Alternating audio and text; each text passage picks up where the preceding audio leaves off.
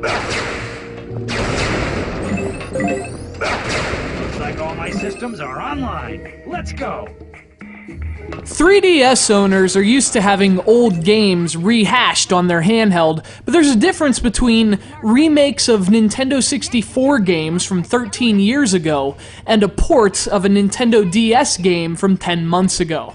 Unfortunately for those hoping it would be more, Marvel Superhero Squad: The Infinity Gauntlet is the latter. It's a lazy 3DS port of a DS game that wasn't very good to begin with.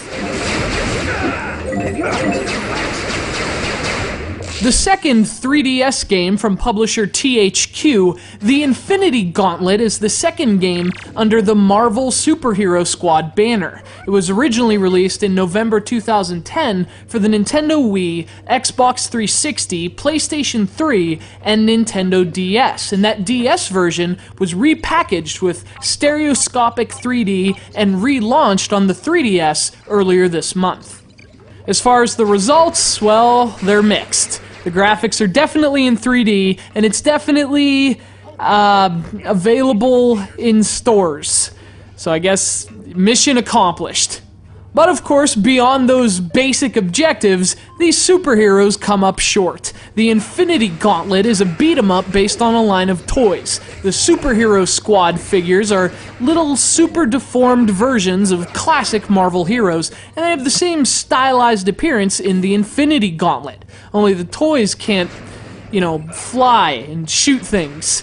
It's ridiculous. We can fly to the moon, Undertoads, but we can't have action figures that shoot our sisters with highly concentrated blasts of energy.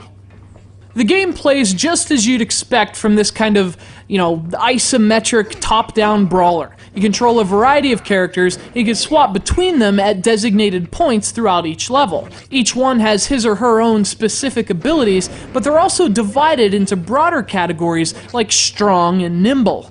And something tells me these categorized abilities are going to have something to do with puzzles. I don't know. Call me crazy, just a hunch. Thor swap located. New objective marked. This orbital style outlet is the only place anywhere close to Earth that we can find these at affordable prices. Hope no understand. Why Blondie needs new boots? Well, it's Thor's birthday, and the squad all chipped in to do something nice for him. The Infinity Gauntlet has some fun cutscenes, and the dialogue is filled with lots of age-appropriate jokes and banter. And it all makes sense given the style of the characters, so in terms of presentation in that regard, the game really comes together well. The problem, unfortunately, is when you actually start playing. I mean, the levels are basically just squares that are connected on a grid, and they're never any fun to play through. It's really unfortunate the game's concept isn't realized in terms of level design. There could really be something special here if it were done right, but the game never goes beyond the most basic and seemingly thoughtless implementation. This is very much a prototypical kids game in terms of its design and ambition. Or, I guess, its lack thereof. But even worse though, the Infinity Gauntlet is also a rehash on the 3DS. This game has been changed only in the slightest ways since its original Nintendo DS release. There's nothing here beyond the 3D effect for those who have already played it, and if you haven't, there still isn't much in the Infinity Gauntlet worth seeing.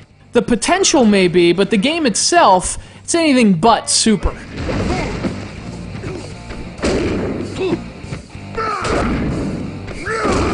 Is the strongest!